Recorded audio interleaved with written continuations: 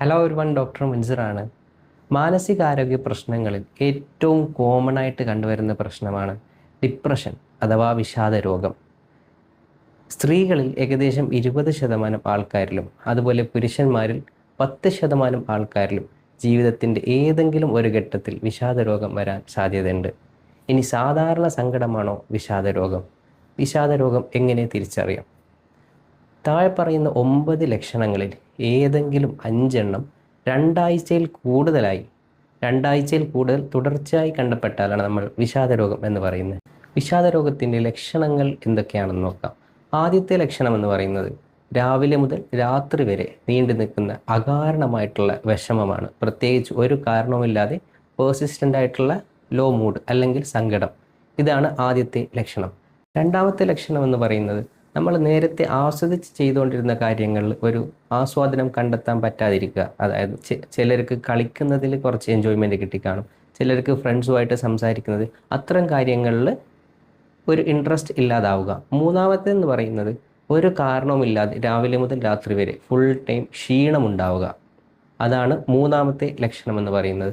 നാലാമത്തെ ലക്ഷണം എന്ന് വെച്ചാൽ ഉറക്കക്കുറവ്. സാധാരണ ഒരു 8 മണിക്കൂർ ഉറങ്ങിക്കൊണ്ടിരുന്ന ആൾ ഒരു 4 മണിക്കൂറോ 5 മണിക്കൂറോ ഉറങ്ങുമ്പോഴേക്കും ഉറക്കത്തിൽ നിന്ന് എണീക്കുക, എന്നിട്ട് ആ ഉറക്കം പൂർത്തിയാക്കാൻ പറ്റാതിരിക്കുക. അഞ്ചാമത്തെ ലക്ഷണം എന്ന് പറയുന്നത് വിശപ്പില്ലായ്മയാണ്. നമ്മൾ നേരത്തെ ആസ്വദിച്ച് കഴിച്ചുകൊണ്ടിരുന്ന ഭക്ഷണത്തിൽ ഒരു ഇൻട്രസ്റ്റ് ഇല്ലാതാവുക, അതുപോലെ ഭക്ഷണം കഴിക്കാൻ മനസ്സില്ലാതിരിക്കുക. ഇതാണ് അഞ്ചാമത്തെ ലക്ഷണം.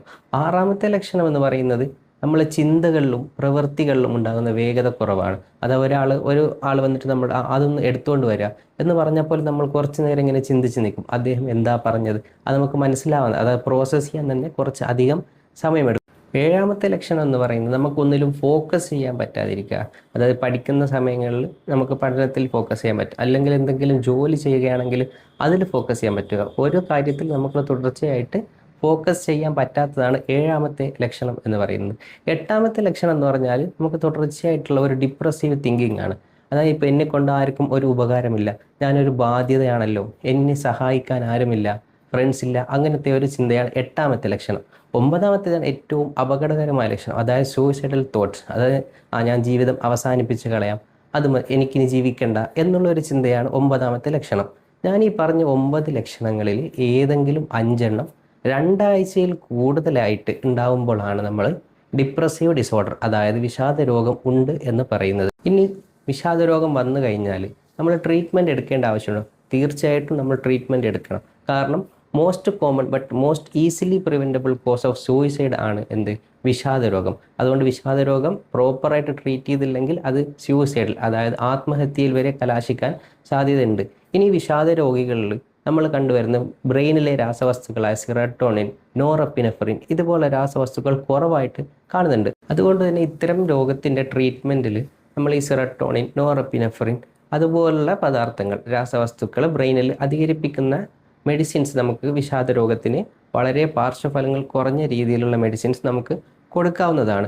അതുകൊണ്ട് തന്നെ വിഷാദ രോഗം ഡയഗ്നോസ് ചെയ്ത് കഴിഞ്ഞാൽ തീർച്ചയായും ഒരു ഡോക്ടറിനെ കണ്ട് നമ്മൾ ട്രീറ്റ്മെൻറ്റ് എടുക്കേണ്ടതാണ്. ഇനി ആദ്യമായിട്ട് വിഷാദ രോഗം ഡയഗ്നോസ് ചെയ്യുന്ന ഒരാളിൽ ഏകദേശം 9 മാസത്തോളം നമ്മൾ ട്രീറ്റ്മെൻറ്റിൻ്റെ ആവശ്യമുണ്ട്. അത് കഴിഞ്ഞിട്ട് ഡോക്ടറുടെ നിർദ്ദേശം അനുസരിച്ച് മരുന്ന് കുറച്ച് വന്ന് മരുന്ന് നമുക്ക് സ്റ്റോപ്പ് ചെയ്യാനും പറ്റും. അതുപോലെ തന്നെ നമ്മൾ ചിന്തകളിലെ വൈകല്യം ശരിയാക്കാൻ വേണ്ടിയിട്ടുള്ള കോഗ്നിറ്റീവ് ബിഹേവിയറൽ തെറാപ്പി അതുപോലുള്ള ട്രീറ്റ്മെൻറ്റ് ഓപ്ഷൻസും ഉണ്ട്. അതുപോലെ തന്നെ നമ്മൾ ഡെയിലി ലൈഫ് സ്റ്റൈലിൽ കുറച്ച് ചേഞ്ചസ്, അതായത് സമയത്ത് ഉറങ്ങുക, സമയത്ത് ഭക്ഷണം കഴിക്കുക, അതുപോലെ നല്ലൊരു സോഷ്യൽ സർക്കിൾ ഡെവലപ്പ് ചെയ്യുക, അതുപോലെ ലൈഫ് സ്റ്റൈലിൽ അങ്ങനെ കുറച്ച് മാറ്റങ്ങൾ വരുത്തിയാലും നമുക്ക് ഇത്തരം പ്രശ്നങ്ങളിൽ നിന്ന് നമുക്ക് പെട്ടെന്ന് പുറത്തു കടക്കാൻ പറ്റുന്നതാണ്. അതുകൊണ്ട് ഞാനിപ്പോൾ മുകളിൽ പറഞ്ഞ ഇത്തരം ലക്ഷണങ്ങളുള്ള ആൾക്കാർ ആദ്യമായിട്ട് ഇപ്പോൾ എന്തെങ്കിലും നമ്മൾ മനുഷ്യന്മാരില്ലേ, എല്ലാവരുടെ ജീവിതത്തിലും എന്തെങ്കിലും സങ്കടങ്ങളോ വിഷമങ്ങളോ ഉണ്ടാവും. അത്തരം സങ്കടങ്ങൾ നോർമലാണ്. അത് നീണ്ടു നിൽക്കുമ്പോൾ, അതായത് 2 ആഴ്ചയോ 3 ആഴ്ചയോ നീണ്ടു നിൽക്കുമ്പോഴാണ് ഇത്തരം പ്രശ്നങ്ങൾ വരുന്നത്. ആദ്യമായിട്ട് നമ്മൾ സെൽഫായിട്ട് തന്നെ ഇത്തരം കാര്യങ്ങൾ മനസ്സിലാക്കി അതിനുള്ള ബിഹേവിയറലായിട്ടുള്ള ചേഞ്ചസ് വരുത്തുക, ഉറക്കവും ഭക്ഷണവും ശരിയും. എന്നിട്ടും ശരിയാവുന്നില്ല എന്നുണ്ടെങ്കിൽ നമ്മൾ തീർച്ചയായിട്ടും നമുക്ക് വിശ്വസിക്കാൻ പറ്റുന്ന ഒരു സുഹൃത്തിനോട് കാര്യങ്ങൾ തുറന്നു പറയണം. എന്നിട്ട് ഒരു ഡോക്ടറിൻ്റെ അടുത്ത് പോയി മെഡിസിൻസ് നമ്മൾ കഴിക്കേണ്ടതാണ്. ഈസിലി ട്രീറ്റ് ചെയ്യാൻ പറ്റുന്ന കണ്ടീഷൻസ് ആണ്.